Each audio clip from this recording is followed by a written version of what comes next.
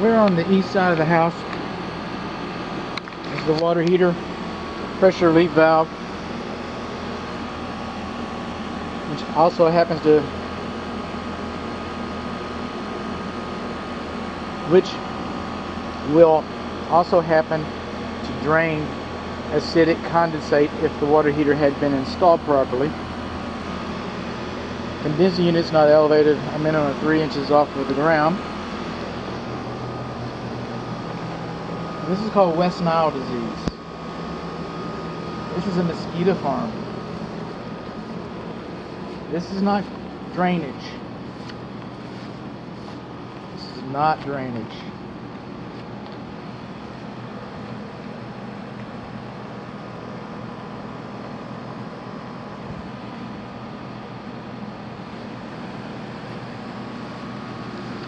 I'm just taking pictures of this. Okay.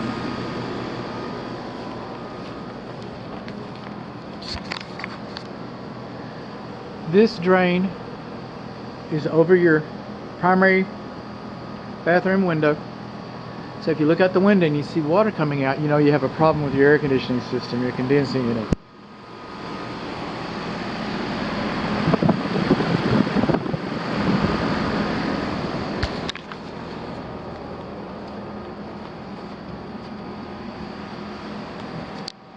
Rain gutter on the left. That vent right up there, that's your fresh air induction vent. This is a tight house, so we got to bring some fresh air in, and we bring it in through that vent up there. In other regions, they wouldn't have a screen on it, but in this geographical location, we want screens on it to keep the birds out. A rain gutter does not divert water far enough away from the house. We've got level grading and drainage. Over here is a swell. Our swell is over here, which turns into our creek system. Got level grading and drainage right here. Rain gutter does not divert water far enough away right there.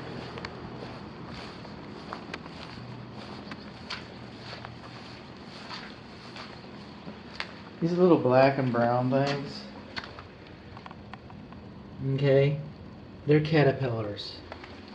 When they're fuzzy like that, a lot of times, and pardon me on my pest control thing, but a lot of times they're called asps. If it's an asp, it's going to make a moth. But moths are like and just as important as butterflies because they also are pollinators. Whatever this turns into is going to be a pollinator. So we don't want to kill them because they're our friends, they're helping us, they're beneficial. But we don't want to touch them because if that is an asp, like I'm pretty darn sure it is, it will sting you. Now, it didn't come chase you down and sting you. Alright? It's not going to attack you and sting you. But if you try to pick it up, if you try to molest it, if you if you try to obstruct him, he can and will sting you. Now this door, we're going to look at it here in a little bit, but the insulation's tore up. And then if we open the door, I've got a still image of this. This striker plate inside of here is missing a couple screws. But we're giving him some room. Let him do his thing. Moving on along, we got double pane vinyl frame windows. We got 3 videos about the roof covering.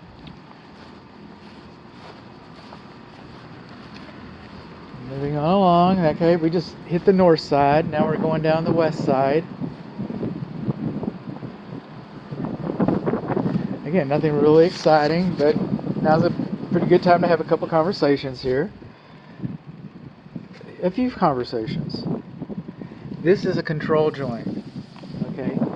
In this region, we can't have this much wall on expansive clay soil and not expect some movement.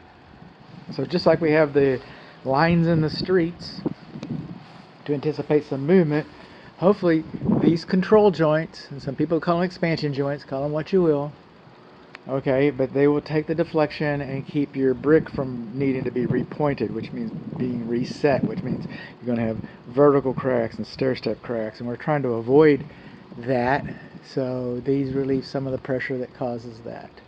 And right up there, it looks like it needs to be sealed a little bit, right in that windowsill. Right there.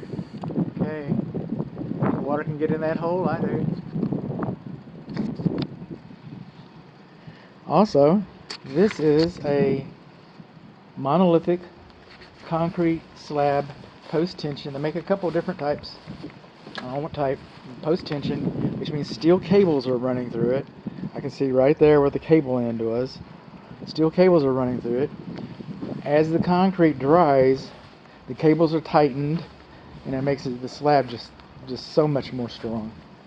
So that's a good thing. Now around the edge, an aesthetic issue, we've put a parge coat over here, and it's just like a cake frosting, and you know, it's an aesthetic issue. Maybe they had to do some work over here, and then they need to cover it up and make it look pretty because they had to get in and change some pipes.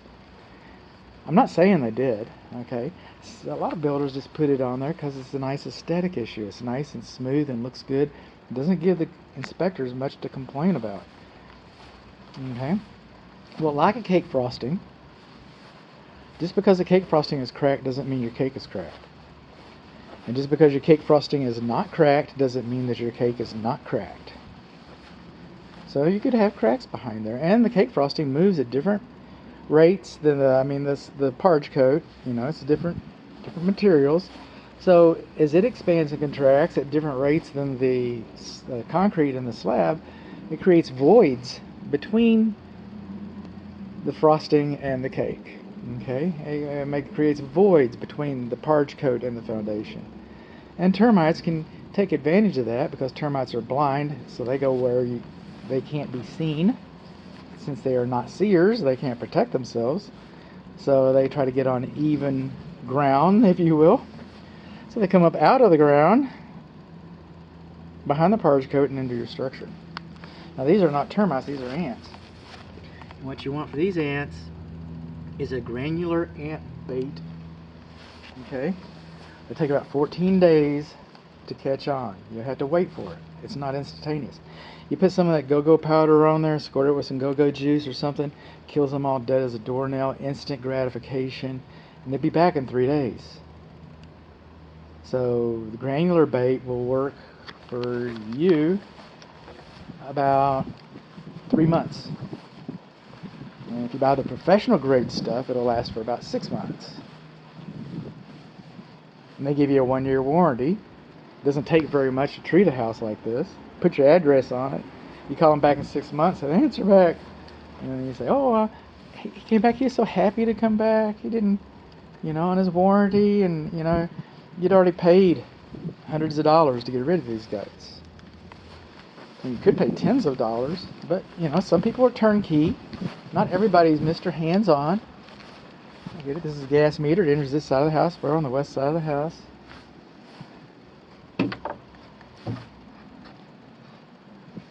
Actually, I'm going to leave that open. I want to take another picture.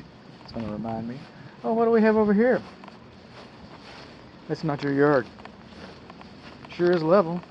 It's not your yard. Sure is full of water. It's not your yard.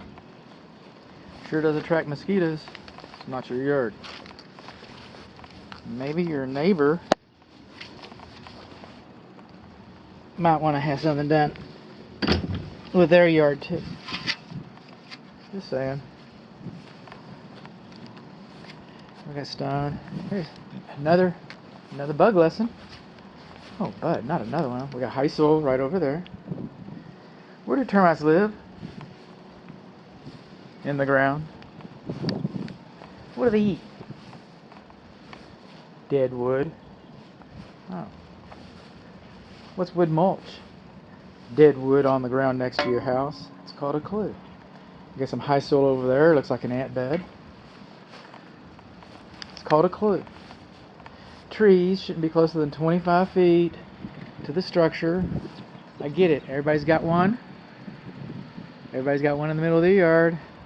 It's probably a homeowners association thing. You're probably not going to be able to do anything about it. They shouldn't be that close to the house. We got a little bit of brickwork here at the front. We got videos about our roof covering. Got video about the garage door opener.